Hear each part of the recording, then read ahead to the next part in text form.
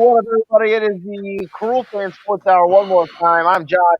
He's Whitney. He's Whitney. That's Ryan. Hey, Friday night, Easter weekend. It's Good Friday. I don't know. Nope, not going to make any Jesus jokes. Never mind. And we, hold on the Jesus joke, please. yeah, we're good. I don't want to do it. I don't get down to it. We are 48 seconds into it, and you're already already getting controversial. Baseball started. A lot going on. Deshaun Watson's a lot going on with that. And we got a lot more to talk about. So, boys, how we doing? We were supposed to do it last night. It was my fault. I had It's a sick right. baby and a sick. Gwen got her second vaccine shot, and then knocked her out, dude. Like she was out at 7:30, and then the baby was getting up. I don't know why we're talking. We should have been talking about this off the air. Let's get into sports. Sorry. We're not going to go too much into the legality or the voting change law, politicalness, and everything like that. This is a sports show, not a political show. If you're looking to talk politics, go somewhere else where they handle that much better than we do. We're talking sports here, but I thought that this is kind of something that we need to talk about anyway, just in regards to the city. In regards to Atlanta, in regards to baseball as a whole being political, not necessarily getting into the topics of specific politics, but I think it's kind of interesting MLB to take this move. It's interesting to me for a couple of reasons. I think that maybe, depending on your political views or whatever, maybe it's okay for this move to, depending on how you feel about the new voting laws or whatever, maybe you're upset about it. But besides all that, should a sports organization be responding to a political climate in this way by doing something like this? And then I thought it was kind of interesting. I see some other news about them having, and basically trying to expand to China. And I just thought it was kind of interesting, if you think about it that way, where laws being changed legally in the United States, and then you're trying to expand, which there's nothing wrong with that, but we're also talking about a communist country that isn't 100% on the same wave path as the United States right now. So anyway, what are you guys' thoughts? We won't go too much into this. We could just spend a couple minutes on it, but I just want to get you guys' kind of thoughts about it. Yeah, I mean, I can go first. Just thinking about it, a lot of different a lot of sports have ingrained themselves in social issues. You have players that are taking stands and protesting, as a team or as individuals about certain social issues. And there's a long list of them that we could go into, but I'm not going to. But I think, yes, sports is an escape from society, but at the same time, you have fans that are coming to games that are dealing with these issues, that are being affected by these issues, and they're watching how athletes and how the entire league responds to it. And you could potentially lose fans if you don't do it a certain way, or if you respond to it the wrong way, whether it's through your words or through your actions. And I mean, you could lose fans either way, but I think this is a strong message to say that we want to try to support people that are being victimized or being suppressed in certain ways, and that we want to be an inclusive league that supports everyone. And I know there's still a lot of issues that and underlying racial tensions that have been put in through or that have been going through baseball for a long time in the civil rights era and stuff like that. But I think they're trying to be more inclusive and be more aware of their environment and the political environment, and trying to, like I said, be more aware. I'll let you guys kind of take it from here, but I think being more aware and trying to understand who your audience is really important.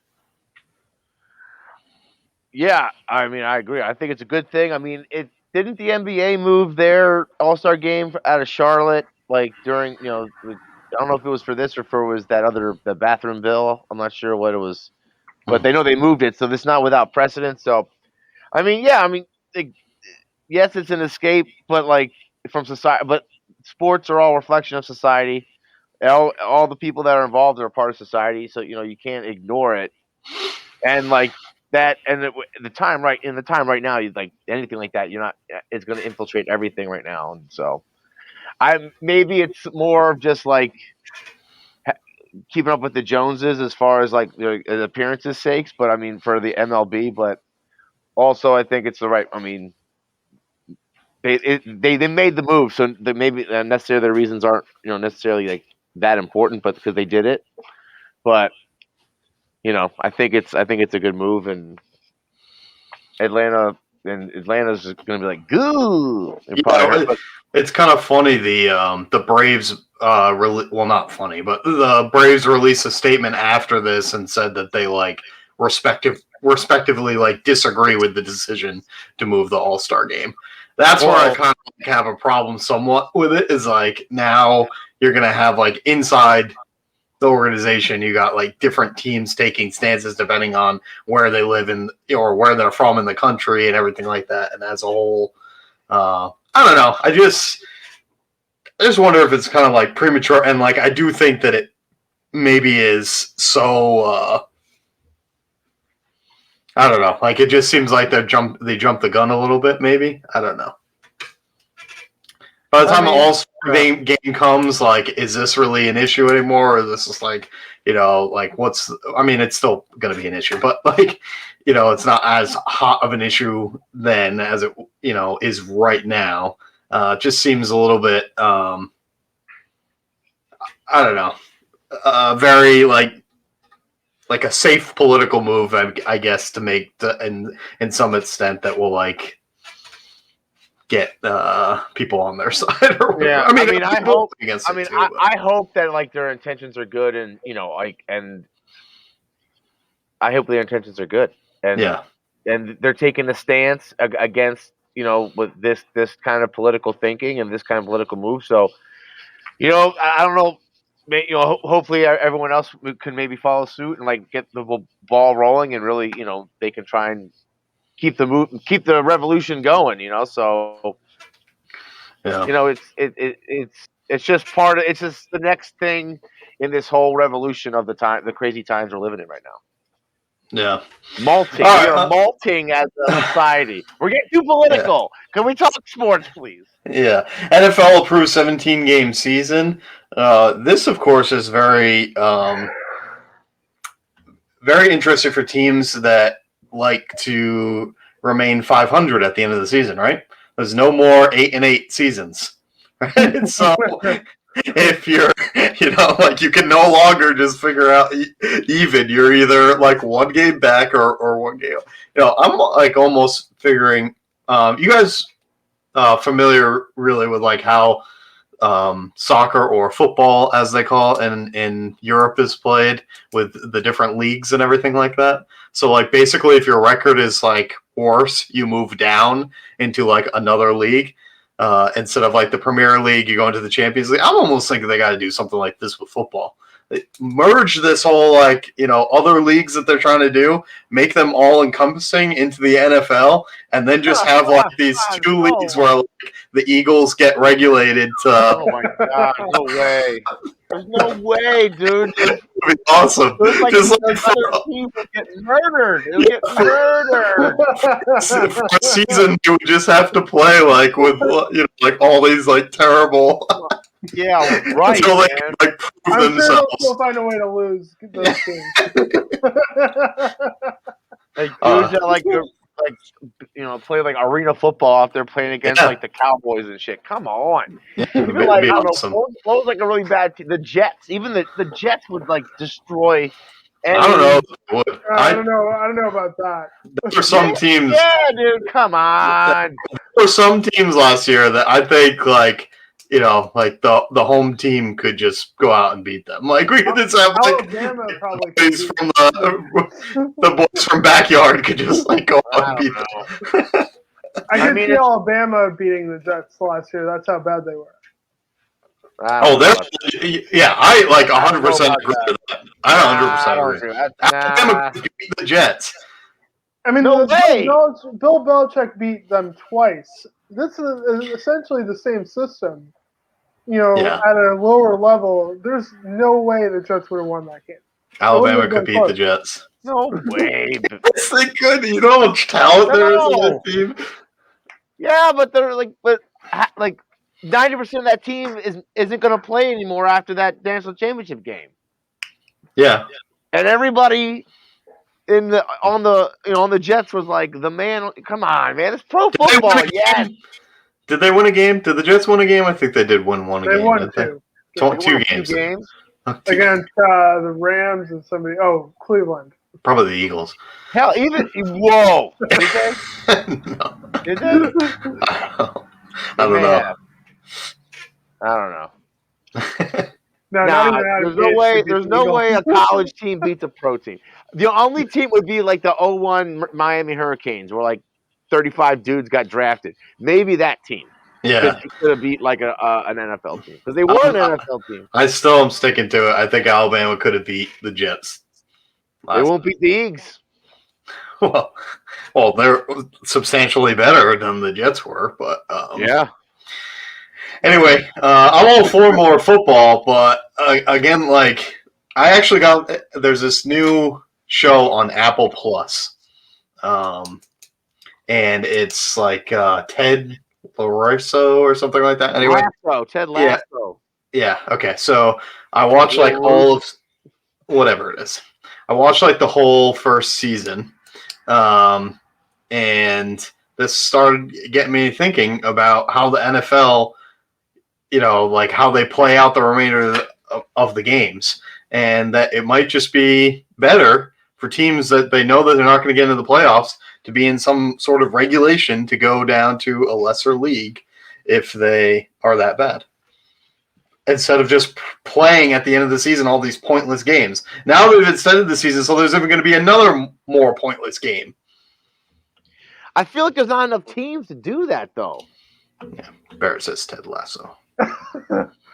I was going to say, what's interesting, I forget who the Eagles are playing for their 17th game, but I know we're playing the Cowboys. So that's a free win. Yeah, somewhat. Cowboys would have been pretty good this year if Dak wouldn't gotten hurt. I hate to say it, but they would have ran away with the division at like 8-8. Not with that defense. Yeah.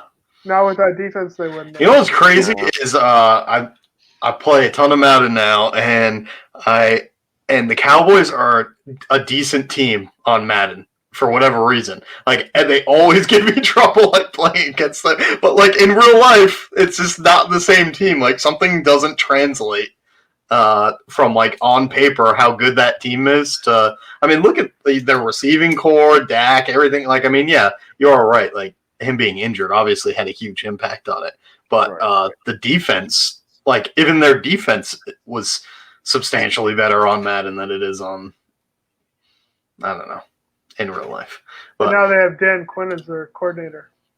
Yeah, I heard that they like that they got some like I don't know if it was like cornerback or something like that, but they converted them into linebackers to try to beef up Yeah, some guys, I forget, but interesting strategy to try to move around guys into different positions based on your already struggling defense. But anyway. And the fact that those guys are coming off of torn Achilles, too. Yeah. Like that's a hard, I don't know. It's going to be very interesting to see how that plays out. Yeah, more teams on Thanksgiving that we can watch and just like wonder like why are these like can we just like stop pretending that the Cowboys are good? Like can we just like understand that they're a mediocre team for whatever reason? Just at best, a mediocre team at best. I think it's just when you're given everything, you got all the flashiness and everything like that. You'll see that kind of happen with the Rams this year, right? They got this like new stadium. it's just so cool. Like, and then I don't know. We'll see. What do you guys think about Stafford and the Rams? I think it's great. Yeah. I think they're gonna like improve so much. That guy wants to win so bad because he's like gotten beat up for nothing. Yeah. It's a better offensive fit for him because in Detroit, I mean, I don't know how many injuries he had, but he did not have a great offensive line there. Had no running game, essentially, most of the time he was there. The defense was, hit or miss every year. Right, right. He's the fucking Lion. I mean, it's the Lions, of course. Yeah. You're going on a team with Aaron Donald, Jalen Ramsey. That defensive line is pretty good. They did lose a couple defensive backs, so it'll be interesting to see. I think Cleveland, so it'll be interesting to see how that plays out. But that pass rush is elite. So, if the receivers can stay healthy, they can. It just comes down to like those guys too. Like, I'm not sure who they picked up in free agency. Oh, okay. Well, he's a bum, but maybe some other guys can help him. I don't know. No reaction there, Josh? No reaction to Deshaun Watson being a bum? I mean, Jackson. Yeah. I don't think he can't hear us. Something's going on. He's watching the show. Huh? What, I can't hear you guys? Yeah. I was like, can you hear us? Yeah, I can. Sorry. Oh. I was deep in thought. I was trying to think of the rest of like the linebacker core on the Rams. Yeah. I was talking about Jackson. I was giving a little bit of heat to him, but it's okay. You just talk so much trash about the Eagles. I guess I'm just like deaf to it now. I don't know. Maybe that's it. He's not an Eagle anymore, so you don't have to worry about him. Wait. I'm sorry. Where'd he go? To the Rams. Whitney just broke the news. If he can stay healthy, I mean, he's as good of a deep threat as anybody. But the problem is his health. Yeah. What was that first part you said? If he could stay healthy? Yeah. I mean, I think the reason they brought him on the team was to try to replace the whole Brandon Cooks had in there because he's kind of their deep threat. Obviously, we've seen what he can do. Ryan and I have seen what he can do on the Patriots and what he did in 2017. But again, his health was an issue, I think, too. Well, that's what makes me nervous. Not nervous because I don't care if the Rams lose, but in general, it would make me nervous for the Rams. Already joining like Cooper Kupp and like guys that are like have been injured and have been in that, and then just adding another piece of like someone else's injury prone or whatever into that whole mix just seems kind of. And we saw what happened when Aaron Donald got hurt. I think at the end of the Seattle game in the playoffs, and then he was completely ineffective in the. I think he like broke some ribs. Divisional round. Yeah. Didn't he? So I mean, I think he'll be fine. But like, if some injury like that happens to a key player on defense or offense, it can hurt. It can ruin their season. Imagine having broken ribs and then still just like going back out there and playing. It's so crazy. Like, he's a beast. Like, what that's got to do to your lungs and like everything. Like, I think that was like I think I watched it all mic'd up or something like that. Maybe it was like just sounds from the sidelines or something like that, where he was like, "Oh, I can't breathe because all his ribs were broken." Just crazy. Jeez. Yeah. He's the two-time defending player of the year, or defensive player of the year. So. Yeah. I also like to talk a little bit about Aaron Rodgers. I think it's kind of interesting.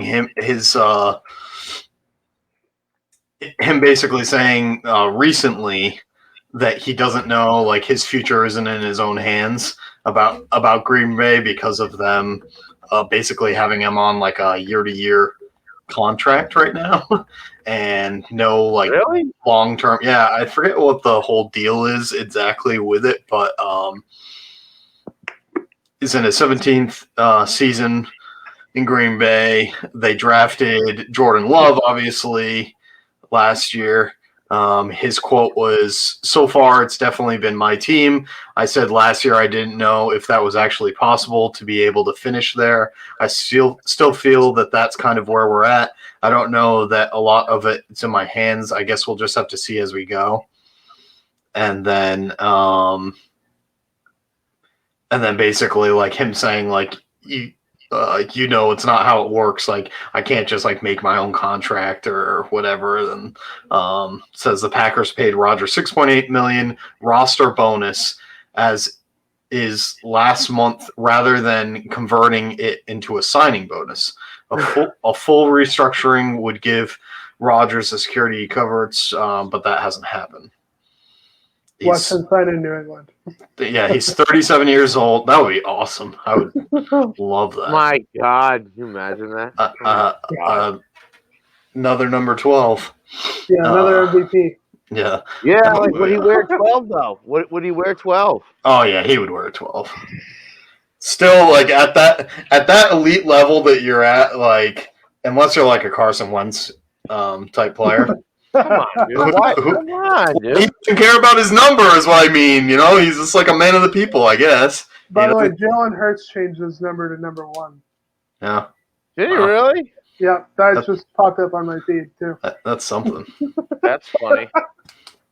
Anyway, yeah, I think that like when you're that like level of a player, you just like even though you obviously recognize that Brady's like the greatest of all time, like he's still going to be number 12. Like so, I think he'd still keep it. Although I think that the Patriots when they play Tampa Bay this year, which the Patriots are playing them, I forget which week it is, but they're supposed to like retire his number. So maybe in this hypothetical situation, that would not happen. I guess I don't know. Wait, has the schedule come out already? I don't know if not like when the games are. Thank you. Oh, okay, but the future opponents have. Yeah, but they're definitely playing Tampa Bay. Okay. Yeah. So anyway, Aaron Rodgers basically not having a long-term contract. I don't get like it kind of like weird that didn't they pay him like $250 million though or something? No, he has like 6.8. I don't know like how long his contract. Let me look up.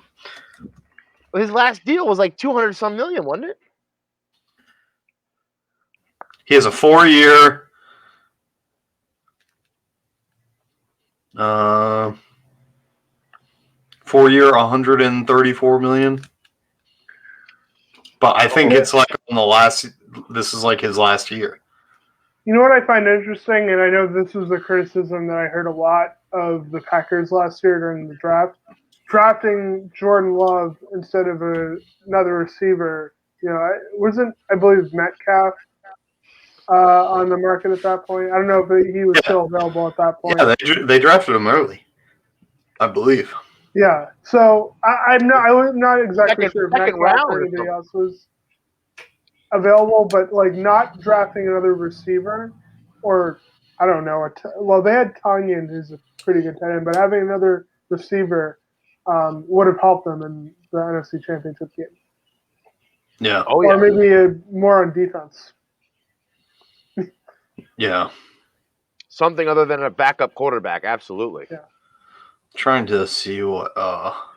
Yeah, I mean, like anytime that like even with Brady, I didn't think that like Stidham was much of a threat to him or anything like that. Like obviously, like and Garoppolo. but Garoppolo definitely was when they got him. So. They needed to plan for the future at some point, though, because, at that point he was reaching his 40s, and, obviously he wanted to play deep into his 40s and has proven that, but eventually he will get older to the point where he's not going to be able to play at his full strength. Yeah. And they need to have some sort of contingency plan depending on how quickly that happened. Obviously it didn't work out, but I don't necessarily have a problem with that move, and we won 3 Super Bowls after that. So Yeah, I mean you have to have a backup plan, like no matter what, because even if it's not necessarily like to challenge the other quarterback, competition is good, but besides that, like just look at what happened with Brady and Castle. Like Castle was never going to be the great second coming of the Patriots or anything like that, but he was able to be effective during the time that Brady was injured. So, and then he moved on to the Chiefs, right? Didn't he go to the Chiefs? And then nothing really Cowboys happened with him eventually after that. too. Yeah. Anyway, Minnesota too. Huh? Did he go to Minnesota? Yes, he did. Yeah. Yeah, it can bounce around quite a bit. Yeah, he was bouncing around, right? Yeah, well, hey, you go 11-5 in the league once, you're like, Yeah. you know what I mean? Like, yeah, you do have to be careful with that though, because like I said, it's it's one thing to be 11-5 with Belichick and having that type of coaching staff, as opposed to Kansas City, Dallas, right. Minnesota. Their coaching staffs haven't been that reliable. Yeah. No, not at all. Speaking of Belichick and Robert Kraft, there was some news this week about Robert Kraft basically like talking about the quarterback situation and getting questioned on drafting and everything like that, and kind of threw Bill Belichick under the bus a little bit, saying that basically that they haven't done a good job, which I don't know that you can so much argue with it, but I think the championships and the wins kind of speak for themselves, that they haven't done a great job drafting effectively lately. And maybe like last year, like I think it's inexcusable that you pick up N'Keal Harry instead of Metcalf. Like I think anybody can kind of see that talent, and obviously it's proven to be, a lot better. Situation. We'll see how if Harry doesn't get traded, which I thought he would already be traded by now, but we'll see how it like pans out when you actually like have a complete receiving team. And they basically had like bench players as their starting offense last year, and especially with like Edelman out and everything like that. That's the thing that you kind of forget about now too, is with all these additions that they're adding, where does Edelman fit in? And if he's healthy and his knee isn't bothering him as much or whatever, I think that's his major issue is his knee, right? Yeah, that sounds a lot like the Eagles' problem. Yeah, the Eagles team. Yeah, I mean, it's a little more receivers. Oh, your number one's out. Oh no! You know what the difference though is? We have a better coach. Yeah, better organization, a winning culture. Yeah, one that's been established for over 20 years. Yep. There you go, Whit. There you go, Whit. Give it to him. You cheated the whole way. Yeah. Right. You cheated. You had the Dream Team in 2011. What happened? Dream Team 2.0. I don't know what happened. It wasn't. It wasn't. I don't know what happened. Nothing good. I don't think. I don't think anything good happened. Did it? Did they even make the playoffs that year? I don't think they maybe went like 7 and 9 or something like that. And Reed got fired the next year. Yeah. That might have been a mistake, by the way. Let him go? Oh yeah, absolutely. He's a great coach. He'd been there a long time though. Whatever. Yeah. I mean, he'd done a lot. We just couldn't get it. Couldn't do it. And signed Chip Kelly. Well, how are you looking forward to the draft or to the Eagles' future this year after COVID? I mean, they definitely have a plan. Like they're making a lot of moves. Like I think last I saw, they have the most picks going into the draft. They traded down to like to 12, right? I think it's like their first pick now. I don't know. I mean, they need help everywhere, really. Like everywhere. Like I hope they focus on the offensive line or like defense. Hopefully defensive backs or something. I hope they go there first instead of I mean, maybe wide receiver. I don't know. I mean, I guess it depends on who's available at that point at 12. But I don't think that dude, what's his name, Devon, the guy from Alabama, he's not going to be there. And neither's that guy from LSU who No, they were talking about. yeah, I mean, like the guy from Alabama, I forget his name now too, which is pretty bad. But I'm not so great with names. No disrespect, number 6. Yeah, but yeah, I heard that he might go like top 5, basically. Right. So. Well, it sounds like that dude. I can't believe that the Jets are going to take another quarterback, and they're going to take that dude from BYU. Come on. He's like Jim McMahon 2.0.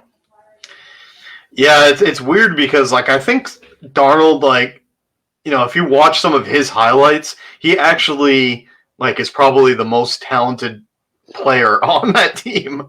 It's just like there's no other talent around him. They don't have, you know, much protection for him and not really great any receivers. Now they kind of made some moves in free agency to get a few wide receivers, but and the GM keeps on saying that that even if they draft a quarterback, that it isn't Darnold's replacement. Right. Which, I mean, I guess I think Jets fans overall are behind Darnold. Yeah. I think that the coach too will help because he's, you know, obviously he doesn't have head coaching experience, but he was just with San Francisco a couple years ago as their defensive coordinator, and you know knows what you know winning culture looks like, and I think that's something they haven't really had since the early Rex Ryan days, and really I don't even consider that great either. Yes, they went to 2 AFC championship games, but it was on defense and a running game, and then Sanchez just flamed out. You know, they really haven't had a stable quarterback situation since. Yeah, butt fumble. Yeah. The Jets never had winning culture, except maybe when Broadway Joe was there, if that. Which was like big news that Deshaun Watson wanted like the Jets at the top of his list of where he was going to go. That kind of brings us into the next topic. How much are the Texans regretting not just getting not trading him? Yeah. If it's not from them, which I haven't ruled that completely out yet. But it's not looking good for Watson at all. This is turning into like quite a you know, widespread allegations. Like now I think they're up to like 20 something. There's like a criminal charges have been brought now against him. Like that's the first one of those I saw. So this is today, I guess. Okay, in a statement Friday, Watson's attorney. Okay. Let's start back up. The Houston Police Department says it's now launched a criminal investigation into Deshaun Watson. This after a complainant formally filed a report against the NFL star on Friday. Cops did not say that the nature of the allegations against the QB, and it's unclear if they're related to the claims of sexual assault, but I guess we can all assume that they are, right? And that Watson is facing in a multitude of civil lawsuits. His attorney said, "We welcome this long overdue development," which is a very funny thing for an attorney to say in general. Like, basically like, oh, we're so glad he's getting criminal charges against him. Like, it's just kind of like a whole weird world that once you get into celebrity court cases, it kind of just gets like so strange. But now we will learn the identity of at least one accuser. We will fully cooperate with the Houston Police Department, which, by the way, saying now we will know the identity of one of the accuser, you are like, you know, under legal law, you know, legality of whatever, you're allowed to meet your accuser in court or whatever. But the way this guy words it, it's almost like a threat. Kind of like weird like terminology, like, oh well, now at least we get to like know somebody. And like, you know, in general, we don't know all the facts of it. We're not gonna pretend like we do know, but it's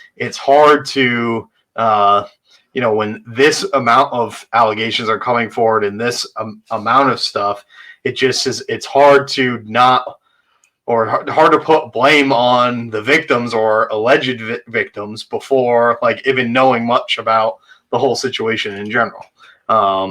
And So they basically like went to Twitter right away, and as soon as this criminal charges were out, or he's not even really being charged yet, I wouldn't say, but they're investigating if he should be charged. Yeah, that's what it is. Yeah.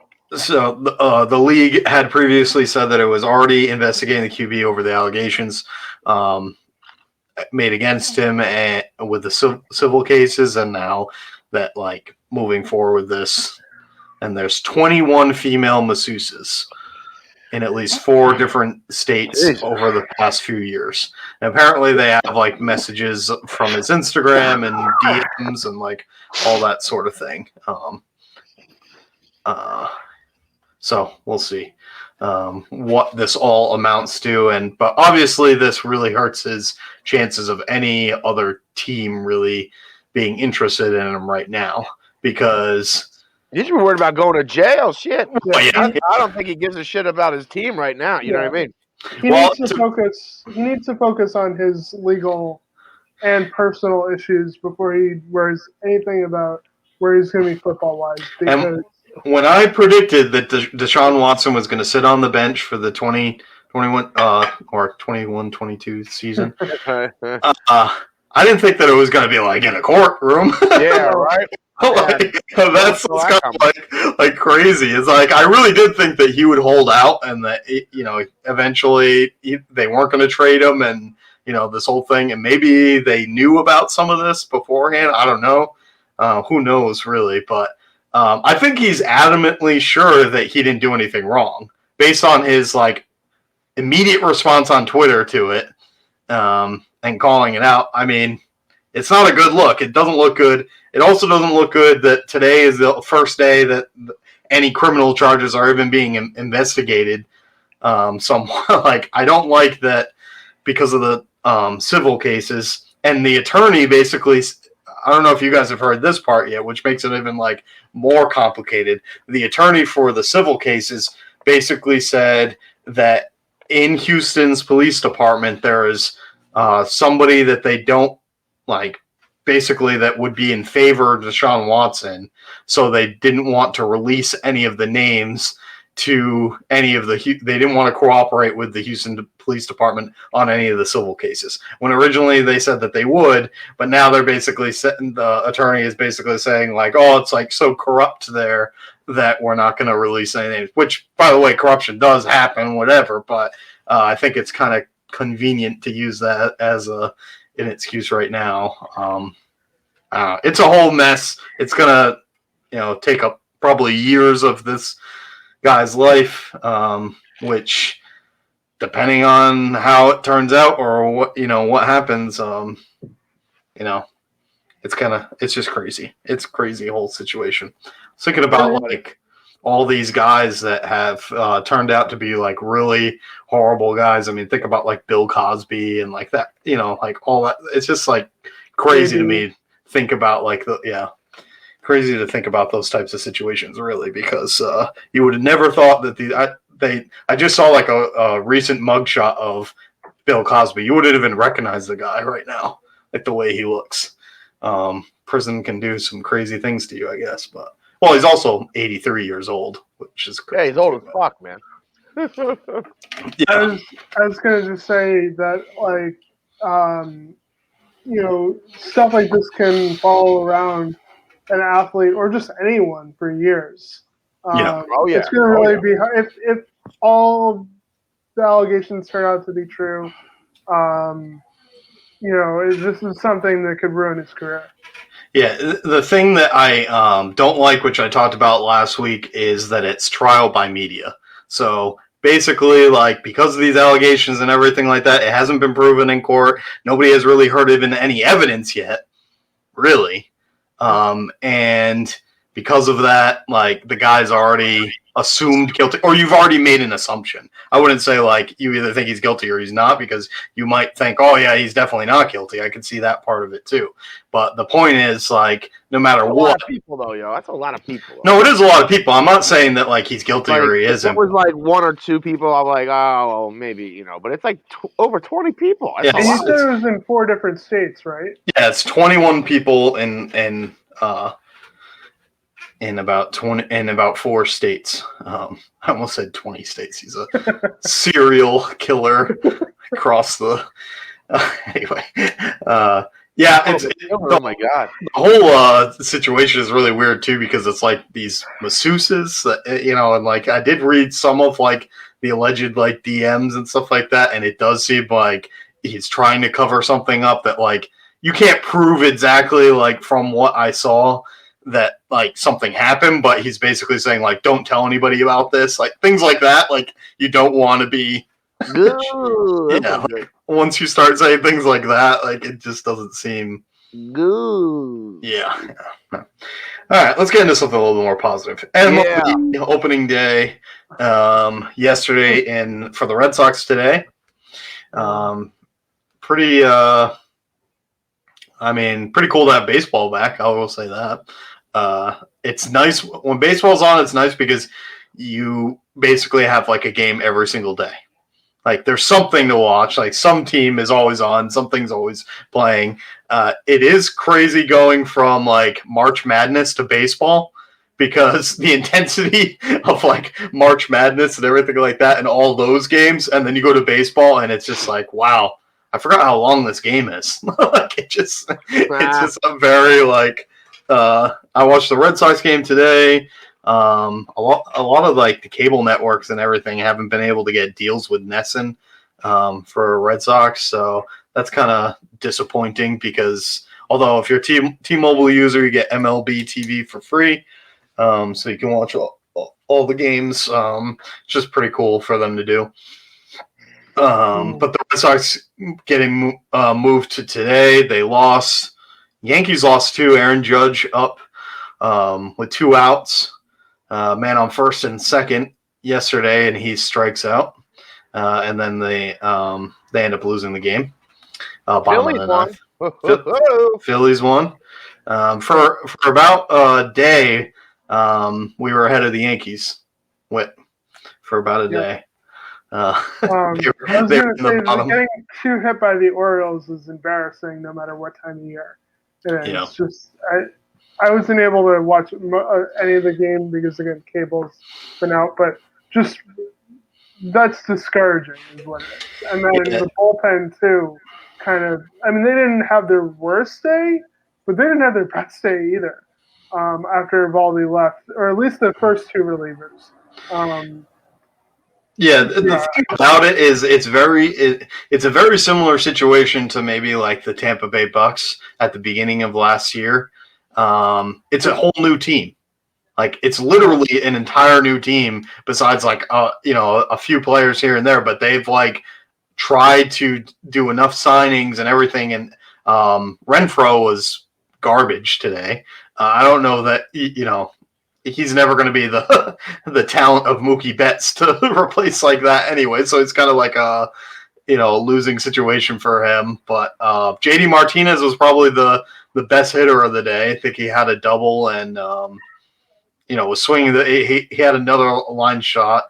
Dahlbeck was disappointing, and I think he might be – the problem with him is he can either go like one way or the other. If he's able to like rely on a better hitting approach that JD has of like not always going for the home run and just going for doubles or singles or just getting the ball in play, I'm just worried that he's going to more focus on like the Aaron Judge style of hitting, and he can hit the home runs, but that's what he's going to be. He's going to have like a 200 average with 30 home runs. Like that's like, with a bunch of strikeouts. Like it's just, I don't know if like,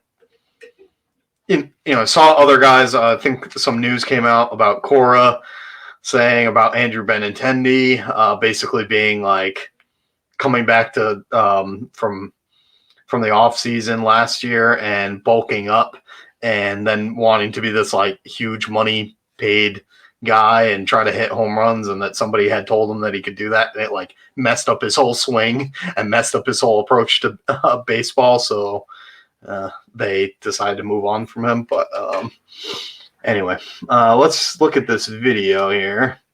See if I can get it playing. This is kind of a funny opening day type whole thing that I don't remember ever seeing this before. I can't think of a time that I have ever seen it before. Let me just... Oh, I forgot to turn on the audio here.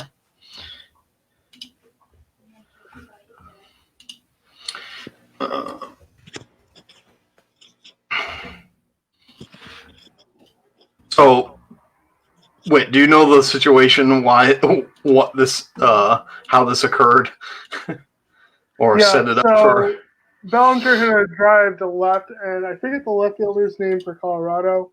I think Tavita, I think was his name. I could be wrong, so I apologize. But the ball was hit to left field deep, and the left fielder tried to go up and catch it, missed it, and it went into the seats for a home run.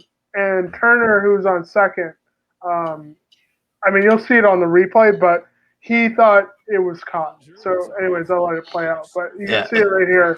The ball goes all the way back right there. It goes out, but maybe Turner didn't see it. And if they can pan to the runners, essentially Turner goes back to first base as Bellinger is trying to go to second, and they cross paths. So when that happens, Bellinger's out, Turner's allowed to score, and it's 1-0 Dodgers instead of a home run. And I guess that's the rule. If the runners cross paths, the one that's crossed is out, which is weird. But yeah, I've never even remotely seen this happen before. I've seen home runs that people were very confused about whether they were home runs or not. But this seems like... I think the announcers will explain it too. Oh yeah, he does right here. I wonder if Cody crossed Justin Turner. Yeah, you can see it right here. If that happens, the runner right there. The passing is out. So Bellinger's going to be out. From that point, the play continues. Oh. He had it too. Wow. That's why Turner turned around, is because he saw it go in his glove and assumed he still had it in his glove. So that's what caused that play out. Or at least that's what it looks like from here. Okay, that makes more sense. Well, Justin might have come back around and scored then. Okay. What a schmuck. That's what I say. You blew it, Turner. You blew it for the team. But you can understand why there was confusion. The ball clearly looked like it went in the fielder's glove, and the sun may have been blocking the view of that. Yeah. I don't know the field and how the dynamics of that work, but he could have just lost track of the ball, assumed it was in his glove long enough, and turned around, and as soon as he turned around, the ball went into the seat. I don't know. I think he was betting on the game, and he had to cover the spread or whatever. So that's why he did that. Just threw it this will be for sure a home run if I throw it and then they call him out. It completely backfires on him. That's the point. Is that he missed the out, and then still somehow I don't know. Anyway. That's what changed where Turner is the one out since he's the one. Yeah. All right. Final there's 161 more of them, so we're gonna be exactly. Final four tonight for NCAA women's basketball, and Final Four tomorrow for NCAA men's basketball. So tonight, I believe there's just one game left, right? Connecticut versus. What was the one? Arizona? It was Arizona, yeah. Yeah. Is that a 10 o'clock game? Because maybe. I don't know, to be honest. Tomorrow we got Baylor versus Houston at 5:14, and then Gonzaga versus UCLA at the night game 8:34. Gonzaga is just going to destroy UCLA. UCLA has had a nice little Cinderella story of being the 11th seed and beating a lot of good teams and making it the Final Four. But I believe that Gonzaga will stay perfect and be able to beat UCLA. Baylor and Houston, that one's obviously a lot closer. I think that Baylor will be able to probably pull that one out. So although Houston has been very dangerous, so interesting Final Four there. But ultimately, I think that Gonzaga will still remain undefeated, and they'll end up winning the championship. Just seems like that's coming. All right, Kevin Durant versus Rappaport. All right, this is like a lot to this whole thing. In general, I don't know, what would you call Rappaport? Maybe like a B-list celebrity, somewhere around there, maybe low B, C-list celebrity. But I think this like whole feud started back when Rappaport went to a Golden State Warriors game. I wish I could find the video, but I can't find it.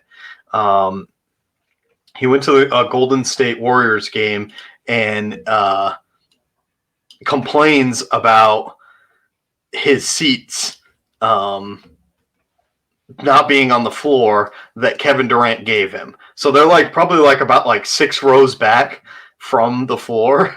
And he's like complaining about the seats or whatever, like right to like outside the arena, like complaining about, oh, I've never like sat in that. Like I've, if I don't get splinters in my toes, that's what he just kept on saying. Like if I'm not getting splinters in my toes, like I can't feel the game and everything. The guy looks like miserable. He's like in like probably like, $1,000 seats sitting there watching the game, not, as much as being courtside, obviously, like right on the floor. But and he was saying, and Durant was kind of saying to him, well, you got like on the court, right? And like was able to interact with the players and everything like that later. And he said, yeah, I was able to do that, but I just like, I've just never sat that far back in my life. And like in pictures of him taking, he's got his like sunglasses on, his hat on, like he's like this like huge big star and everything. Like it's just kind of like the whole thing is funny. Anyway, the recent news has been basically him suing Barstool Sports, which was a while ago now. It's probably like almost 2 years ago at this point now. But he was fired from Barstool Sports because I forget what the original reason was that he got fired, but he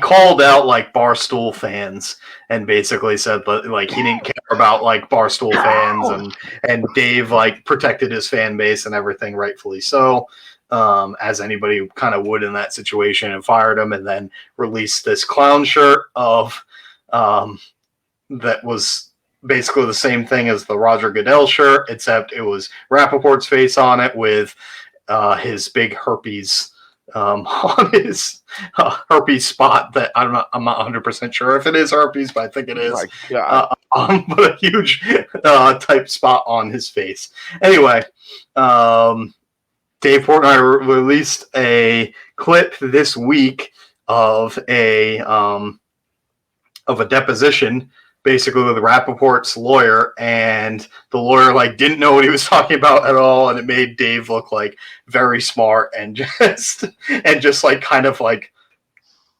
negotiate like or whatever, the way he like explained the situation. It proved them like it proved the whole thing wrong. Like right. The footage he had like proved that Dave was right. Yeah, the attorney basically said that that this was like a whole plan that Dave had to like release these like t-shirts of him, and that like he already had them before he was firing them and everything, and they're all like contracts and everything. But anyway, the judge ends up like throwing the whole thing out after this is all happening. But so this kind of sparked even more drama with Kevin Durant, I guess, for whatever reason, and then they're going back and forth, and I guess Rappaport was angry at Kevin Durant for how he acted in an interview, and I'm not sure if it was with one of Rappaport's friends, but basically proceeded to like say that like, oh, he wasn't like doing the interview well, and it was for kids or charity or like something like that. I don't know, this whole situation. So it ends up being because Kevin Durant is a bigger star.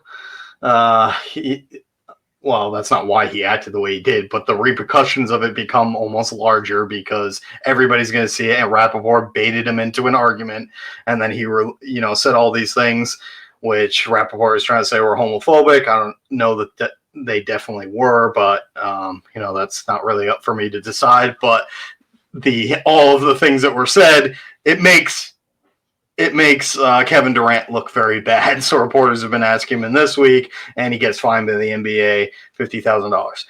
Anyway, that's a very long explanation for this whole story. But what do you guys think? What about this whole debacle? And is a fine of $50,000 to an NBA superstar enough for acting this way? I mean, it sounds like the NBA just like, all right, we have to do something. Like, they don't give a shit. I don't think, you know what I mean? And, like, Rappaport is, I mean, I don't know. He is who he is. He talks a lot of shit and everything, but sometimes it backfires, and he's just he's fighting for attention. That's what it sounds like to me. Yeah, he's trying to get a soundbite. He's just trying to get, the attention back. And, as soon as he sees all this stuff, because you can see how he's responding, and it's like, he's not responding right away and, kind of letting it play out and whatever. And Durant just gets increasingly more and more mad and saying that he wants to meet him up, meet up with him, beat him up, and, all this, whole situation. But, yeah, I don't know. I was kind of thinking of it from this perspective that in today's kind of cancel culture, which I'm not saying is a bad thing, because I think there are definitely people out there that need to be exposed for the way that they are acting, for their, the things that they say and whatever. They have to be held accountable in today's world. But I think I was thinking about could somebody be fired for the same thing if they weren't a superstar? I think they could almost be you could almost argue that threatening him and saying all this other stuff in today's world, someone might if it was just Kevin Durant from Liberty Mutual, would he have been fired already? I think if it's any other company or any other organization that's doesn't have these higher up, getting paid, you're not an athlete getting paid, or CEO or something or someone who's in a high position of power. Let's just say this was, I don't know, just for example, a school, and this was a teacher saying it, they would be fired. Oh yeah, immediately, or very close to immediately, or if this was just a regular job and he was a worker at some company, a low-level worker, he would be fired. Yeah. And it's just amazing because, and I'm not trying to compare him to other celebrities and stuff like that, because he actually seemed remorseful, which I think is part of the reason why his punishment wasn't more intense wasn't a lot more. I think if he had acted a different way and had been unapologetic about it, he probably would have gotten a bigger suspension. Or if it was a recurring issue. But these were DMs, though. These were private messages that Rappaport just put on, posted. Yeah. Rappaport was acting like a little bitch, I think. You know what I mean? It's not like he was putting this just tweeting this out to him, on just out into the feeds and everything. Yeah. So I mean, I don't know. But if it was somebody else, they probably would be fired. Yeah. There are a lot of other jobs where you would get fired for saying stuff like that. Yeah. And you ever have somebody apologize? You ever have somebody apologize to you and they kind of say "Oh, I'm sorry that you took it that way," or whatever, or I'm sorry, it's almost you ever have an argument with a significant other and they're "Oh, I'm sorry for the way that you might have felt about that," or whatever, instead of that person just saying "Oh, I'm sorry for doing it." That's kind of almost like what he said in his apology a little bit. He was kind of just well, that's not the kind of image that I want to portray, and I'm sorry that the fans had to see that. That's not really saying that I'm sorry for really saying it, or that I was wrong for saying it. And I don't know if he is wrong. That's the other part. Is he really wrong? I don't know. He didn't say anything that bad, I don't think. Yeah. I think I don't know. Rappaport has some blame to that as well because of the way he was acting. Just the way you guys were describing how he was acting. Yeah. Before that, he has some responsibility in that too. It doesn't mean I excuse anything Kevin said, because I don't. But there's more than one side to that story, and clearly Rappaport had some issues with Kevin before that, and it escalated it to that point. Things should have been handled a different way, and obviously some things shouldn't have been said, but there's more than one party at fault. Yeah. I think Rappaport's a bitch. I like him. I think he's funny, but he was just, I don't know. I think I don't know. Yeah.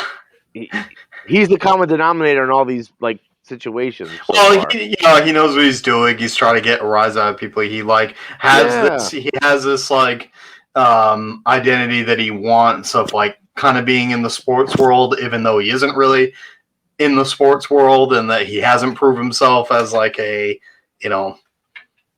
he's like famous on like the Howard Stern show for basically like fantasy football. Like that's not like right. You're not like an announcer or and he sometimes makes his way onto like ESPN and stuff like that. I mean, he's like a director and stuff, and he makes some good. He's a good actor and stuff, but yeah. Oy.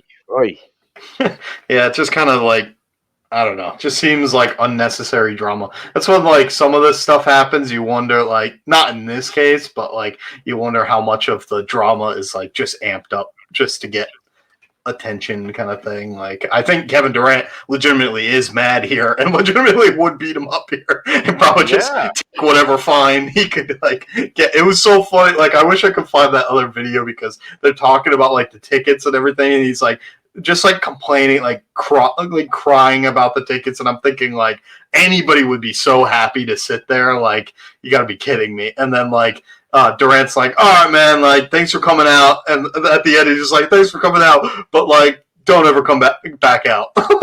It's wow. Like, come back out because you just complain way too much about everything. So that's funny. Anyway, all right. Well, that's gonna do it for this week. The Cool Fan Sports Hour, sponsored by Colin Sports Cards. Check it out. Some of the stuff we got up there on the site. Check out the articles online. We're into MLB season, so check out a bunch of the predictions for Whitney's got an article up on MVP. Check out that stuff. We got a lot of cool stuff coming up ahead for summertime and everything like that. And finally, back to more fans in the state. It was good to see. Although I'm like weary about precautions, it's good to see more fans in the stands and everything. It's a cool thing to see as long as it's done correctly. I think it's, okay. All right, from Whitney, Josh, and Ryan, thanks so much for watching. We'll catch you next week, next Friday. Thanks.